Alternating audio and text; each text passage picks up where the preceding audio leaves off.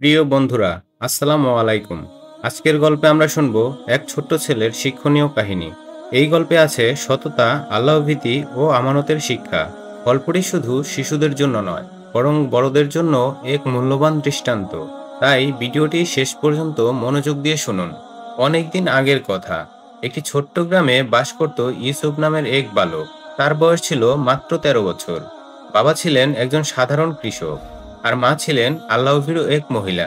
দারিদ্র্যের মাঝেও ইউসুফের পরিবার ছিল সৎ ও পরহেজগার। মা প্রায় ইউসুফকে বলতেন, বাবা, মানুষের সম্পদে হাত দিও না, অনুমতি ছাড়া কারো কিছু খেও না, আল্লাহ সবকিছু দেখেন। এই কথাগুলো যেন ইউসুফের হৃদয়ে গভীরভাবে গেঁথে গিয়েছিল। গ্রামের এক ধনী ব্যবসায়ী সুলাইমান একদিন ইউসুফকে ডাকলেন। তিনি বললেন, বাবা ইউসুফ, আমি তোমার সততার কথা শুনেছি। তুমি কি আমার খেজুর বাগানে কাজ করবে? আমি তোমাকে ভালো মজুরি দিব।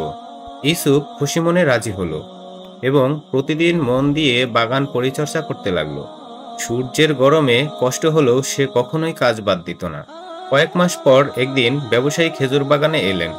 গরমের ক্লান্তিতে তিনি বললেন, ইউসুফ, যাও তো একটি মিষ্টি খেজুর এনে দাও, আমি খেয়ে নেই। ইউসুফ দ্রুত একটি খেজুর এনে দিল। ব্যবসায়ী খেয়ে দেখলেন খেজুরটি টক।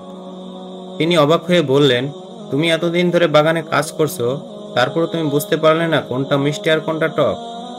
ইউসুফ মাথা নিচু করে বলল, হুজুর, আমি আপনার অনুমতি ছাড়া কখনোই খেজুর খাইনি, তাই আমি জানি না কোনটা টক আর কোনটা মিষ্টি। ব্যবসায়ী বিস্মিত হয়ে গেলেন। তিনি মনে মনে ভাবলেন, আজকের এই দিনে যেখানে মানুষ সুযোগ পেলেই চুরি করে, সেখানে এই ছোট্ট ছেলে একটি খেজুরও খায়নি।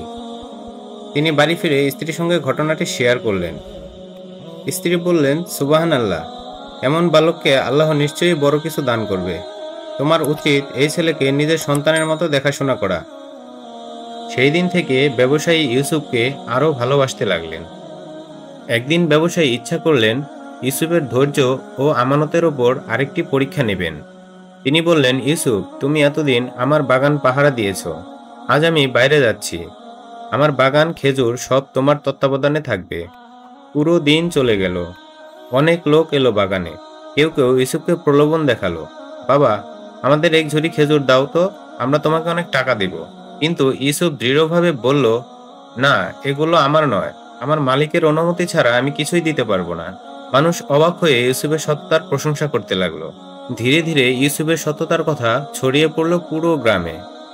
লোকজন বলল, আজকের এই দিনে এমন শিশু খুব কমই আছে। তার মা বাবা নিশ্চয়ই তাকে আল্লাহভীতি শিখিয়েছেন। ব্যবসায়ীও বুঝলেন, যে বালক ছোট থেকে এতটা সততার সাথে পথ চলে, বড় হয়ে সে অবশ্যই মহান মানুষ হবে।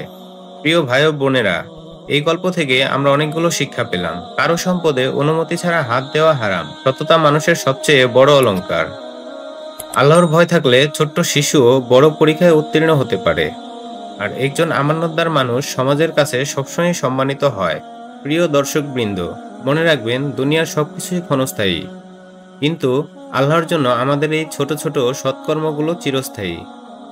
আল্লাহ তাআলা আমাদের সবাইকে সত্যবাদী, আমানতদার ও আল্লাহভীরু বানান।